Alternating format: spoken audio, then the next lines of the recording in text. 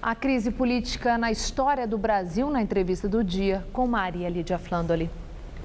Entrevisto hoje a historiadora Maria Aparecida Aquino, professora titular aposentada da Universidade de São Paulo e também professora da Universidade de Sorocaba. Muito obrigada por estar conosco, professora. Que esse é um momento interessante para a nossa reflexão numa perspectiva histórica.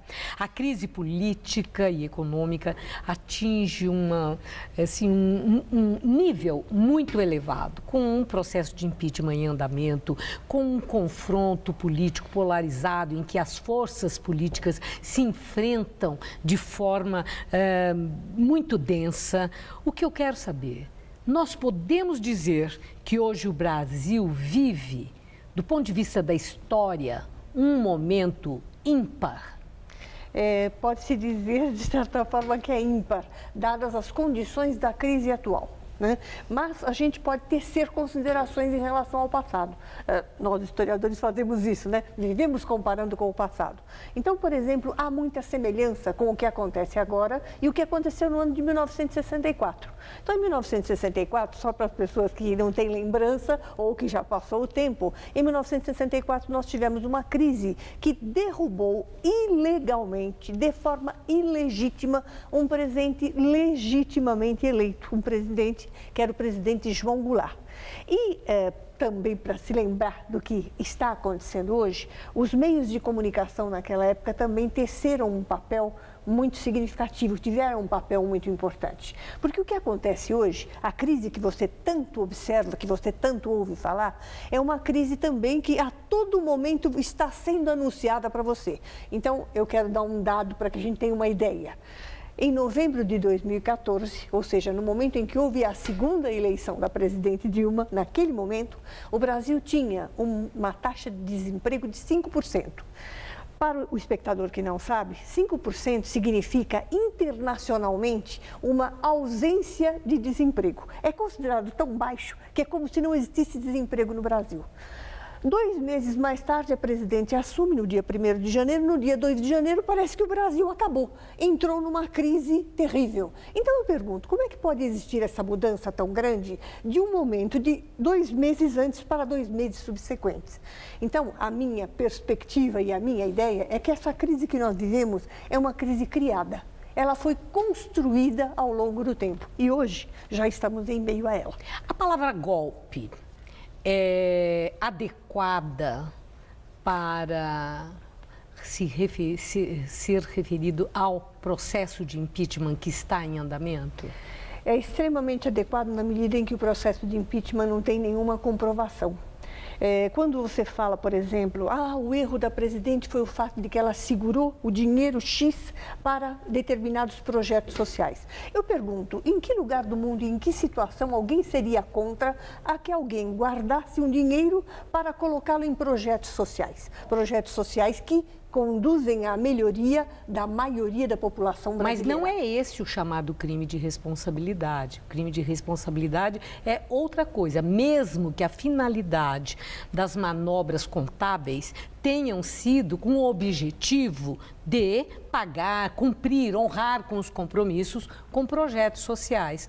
O que os advogados que entraram com pedido de impeachment e argumentam num longo arrazoado, nós já debatemos isso aqui, já trouxemos aqui, é exatamente que houve sim para eles, que são juristas, são professores, crime de responsabilidade. Para outros tantos juristas não houve. Quer dizer, nós temos aí algo em que não há consenso e que não houve um julgamento do mérito em justiça. Até agora, complicado, né, professor? É extremamente complicado e acho que o que você diz é muito importante. Quer dizer, não houve o julgamento do mérito. Quer dizer, até hoje a população, que está até cansada nesta altura, quase 1 ano e tanto de tanto ouvir falar, quase está cansada e não quer ouvir mais a respeito. A população, na realidade, está ainda sem saber exatamente o que significa esse tal desse crime de responsabilidade. E como você muito bem diz, como é que nós podemos ter um crime de responsabilidade quando os maiores juristas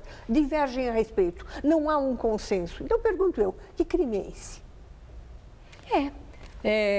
Os julgamentos num tribunal, num Supremo Tribunal, né, trazem essa implicação. Por isso mesmo que eles são 11, né, para desempatar. Porque é muito difícil haver a unanimidade e o consenso. Exatamente. Mesmo que haja condenação. Sim, mesmo que haja condenação.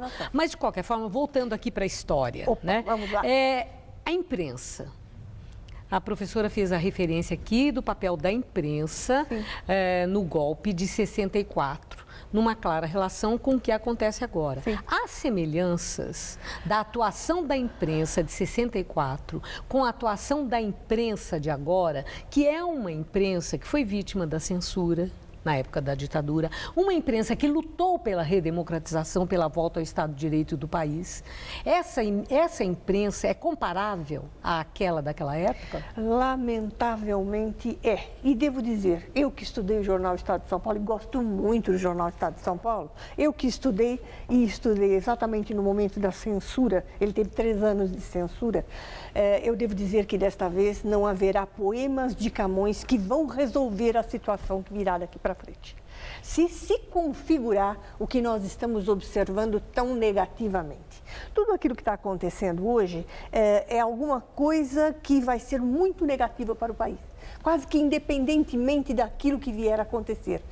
Seja a presidente Dilma vítima do impeachment ou não, tudo o que está acontecendo já colocou o país numa situação que não era a situação que o país vivenciava antes. Havia um otimismo, uma recuperação do otimismo e de uma crença no Brasil. Toda essa recuperação e essa crença parece que foi por água abaixo. Quer dizer, nós quase voltamos aos níveis daqueles, eu tenho vergonha de ser brasileiro.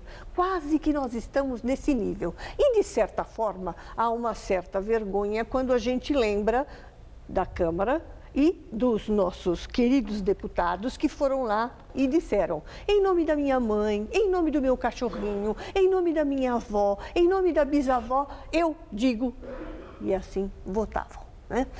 Ora, isso é um espetáculo que é absolutamente degradante, extremamente degradante. E pior ainda, quando a gente pensa que à testa de todo esse processo está uma pessoa que está quase condenada na justiça por improbidade.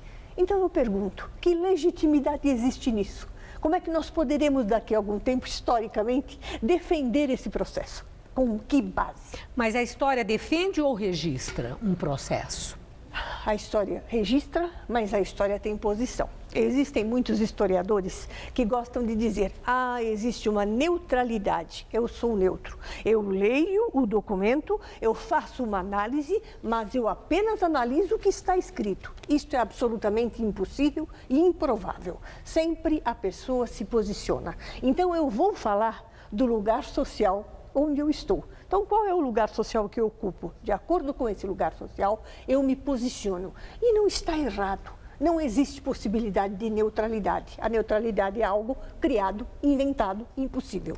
Encerrando, professora, como acredita que a crise de hoje, todo esse processo de impeachment, essa polarização, essa divisão, o festival de intolerância que nós estamos acompanhando, os receios pela democracia, como tudo isso será registrado na história do Brasil?